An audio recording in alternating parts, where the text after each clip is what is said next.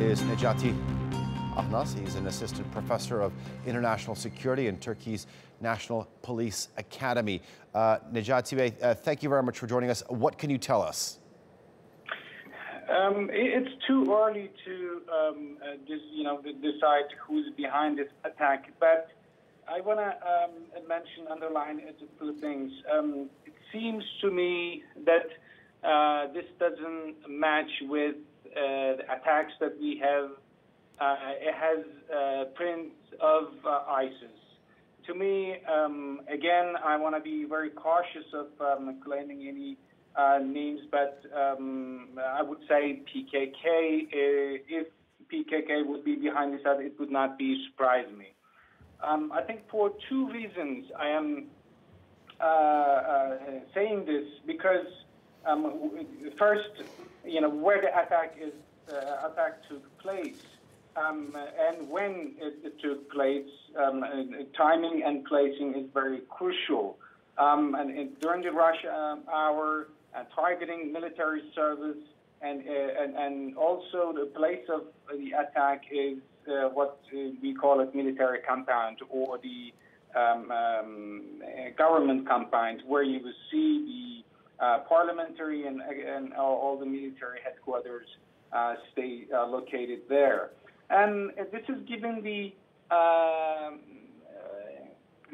idea that, okay, the terror is not unique to this eastern part of Turkey. So this is the first message that the whoever is behind this attack, again, I'm saying it would be PKK, is spreading the terror and fear beyond the east and telling the public that, okay, this is a nationwide problem. It's not the problem of Israel or Sur or any eastern small towns. And the second message I read from this attack is that sending a message to Ankara, specifically the government, and telling that, okay, you need to stop doing whatever doing to stopping PYD, coming into the town Azaz, or stay out of Syrian business, and you need to back up. Or if you are thinking about military operations, military involvement, sending troops in Syria, you need to be careful, because you are not going to be safe at home first. I think these two messages will be behind this attack, and I am again underlying, we don't know who's behind this attack, but my guess would be PKK. All right, so there are still many things to be confirmed, but we had a bit of an audio problem there. Just want to get your take on it. So you think it's probably more probable that the PKK is behind this attack rather than Daesh, right?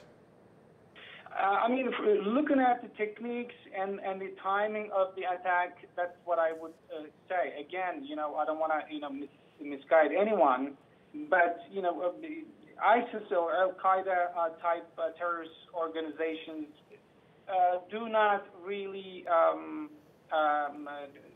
wait and target military personnel, military convoys, or service buses. They would attack anywhere. It would be shopping malls, it would be cafeterias, it would be, they wouldn't care if civilians are being killed. But PKK, as it can be put under the classical terror organizations, and it needs public's sympathy to one point.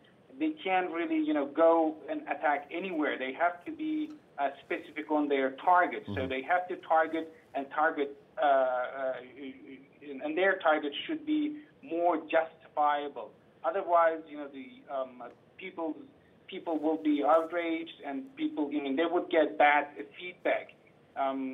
So from the, just looking at the timing and again the technique, I would say this would be PKK's business. Necati, help us understand. Now, this is the fourth major attack. We've been speaking that with Francis Collings on the set just moments ago. Do you think that Turkey is entering a new phase in the sense that it might be considering sending troops across the border into northern Syria? I mean, things are. Here's the thing. I mean, Turkey's security lies behind its border. This has been the case for a long time, but Turkey had a hard time of convincing international community, telling Europe, telling the United States and Russia, Turkey's security lays behind its borders, meaning, you know, establishing a safe zone outside of Turkey, building, you know, the cities perhaps for refugees coming into Turkey. Now, international community should understand that, you know, the security of Turkey will be also the insecurity or security of Europe and the rest. So now they are understanding, but it might be too late. At this point, I think they should support Turkey's somehow light military operations in order to build a safe zone, a southern part of Turkey, and then perhaps to deal internal terror,